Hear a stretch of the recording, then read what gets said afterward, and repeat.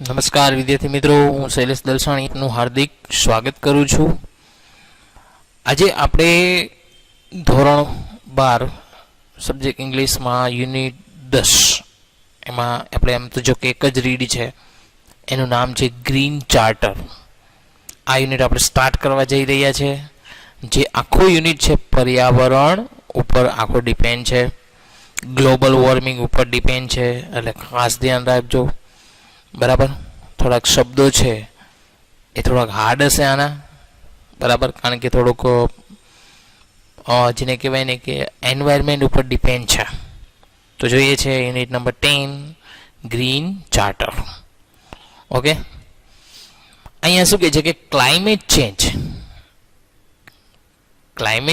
એટલે ક્લાઇમેટ એટલે વાતાવરણ, ચેન્જ એટલે બદલાયું છે, and global warming are dramatically એટલે અચાનક, અર્જન્ટ એન્ડ સિરિયસ પ્રોબ્લેમ્સ. કે ગ્લોબલ વોર્મિંગ છે અચાનક ઊભી થયેલી એક ગંભીર સમસ્યા છે. કારણ કે આજના સમયમાં જો ગ્લોબલ વોર્મિંગ છે એ વધારે મોટી સમસ્યા છે, કારણ કે ગરમીનું પ્રમાણ દિવસે દિવસે છે વધતું જાય છે, એ પણ એક મોટો પ્રોબ્લેમ છે. બરાબર, that can lead to a calamities consequence. Calamities consequence એટલે ગંભીર પરિણામો. કેલેમિટીસનો મિનિંગ શું થાય? ગંભીર. કોન્સિક્વન્સનો મિનિંગ શું થાય? પરિણામો. જે આપણે ગંભીર પરિણામો સુધી લઈ જઈ શકે છે. We do not need to wait for governments alone to find solution to this terrible problem. Terrible એટલે ભયંકર સમસ્યા. કે આપણે આ ભયંકર સમસ્યાનું સમાધાન માટે સરકાર છે એ કોઈ નિરાકરણ શોધે તેની રાહ જોવાની જરૂરિયાત નથી. Each individual can play an important part. Individual can play an important part. Important part એટલે મહત્વનો ભાગ. By simply adopting a more responsible lifestyle. Simply adopt કરવું એટલે સ્વીકારો. More responsible એટલે કે જવાબદારી લાઈફસ્ટાઈલ. કે આપણે આપણી જવાબદારીપૂર્વક જીવન સ્વીકારીને આપણે એક વ્યક્તિગત રીતે મહત્વનો ભાગ ભજવી શકીએ છીએ. પણ એના માટે દરેક વ્યક્તિ છે એ એમાં ઇન્વોલ્વ થવું જોઈએ.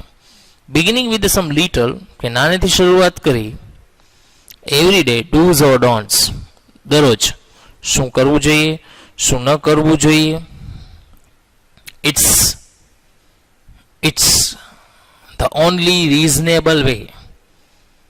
It's a only reasonable way to save our planet. કે તે જ આપણા સેવ અવર પ્લાનેટ, પ્લાનેટ એટલે ગ્રહ અથવા પૃથ્વી, આપણા પૃથ્વીને બચાવવા માટેનો આ જ યોગ્ય રસ્તો છે. Before it is too late, કે બહુ મોડું થઈ જાય તે પહેલા. બરાબર, એના પછીનો પેરેગ્રાફ છે. It is important for all of us to think in terms of first reducing our emission of CO2. It is important for all of us. આપણા બધા માટે અગત્યનું છે to think in terms of first reducing એટલે ઘટાડવું, our emission એટલે નિકાલ of CO2. કે આપણે કાર્બન ડાયોક્સાઇડ, CO2 એટલે શું થાય? કાર્બન ડાયોક્સાઇડનો નિકાલ ઘટાડવો, એના માટે વિચારવું એ આપણા માટે અગત્યનું છે. ઓર કાર્બન ફૂટપ્રિન્ટ્સ અથવા તો કાર્બનના તત્વોનો. The carbon footprint is a subset of ecological footprint. કે કાર્બન તત્વ છે એ પર્યાવરણના તત્વનો એક ભાગ છે. સબસેટ હોવો એટલે શું થાય? ભાગ હોવો. A carbon footprint is the total set of greenhouse gas emissions caused by an organization. A carbon footprint is the total set of a greenhouse gas emission caused by an organization. કે carbon તત્વ છે એ green house ગેસને સ્થાપિત કરે છે. જે emission cause by organisation, જે સંસ્થાઓ દ્વારા બહાર કાઢવામાં આવે છે. એમિશન કરવું એટલે શું થાય? બહાર કાઢવું. ઇવેન્ટ પ્રોડક્ટ, વસ્તુના ઉત્પાદનમાં, ઓર પર્સન અથવા વ્યક્તિ દ્વારા. Green house gases can be emitted through a transport. Transport એટલે વાહન વ્યવહાર. કે ગ્રીન હાઉસ ગેસીસ છે એ વાહન વ્યવહાર દ્વારા છે એ બહાર ફેંકવામાં આવી શકે છે. લેન્ડ ક્લિયરન્સ જમીનની સાફ સફાઈ માટે, એન્ડ ધ પ્રોડક્શન અને ઉત્પાદન માટે, એન્ડ કન્ઝમ્પશન અને તેના ઉપયોગમાં, ઓર ફૂડ એટલે કે ખોરાકના ઉપયોગમાં, ફ્યુલ્સ એટલે બળતણમાં, મેન્યુફેક્ચર ગુડ્સ એટલે માલસામાનના ઉત્પાદનમાં, મટીરિયલ્સ એટલે સામગ્રીમાં, વુડ એટલે લાકડાઓમાં, રોડ્સ રસ્તાઓ, બિલ્ડિંગ્સ એટલે ઇમારતોમાં, એન્ડ સર્વિસીસ અને સેવાઓ દ્વારા. આ બધા દ્વારા છે કાર્બન ડાયોક્સાઇડ છે એ બહાર નીકળે જ છે.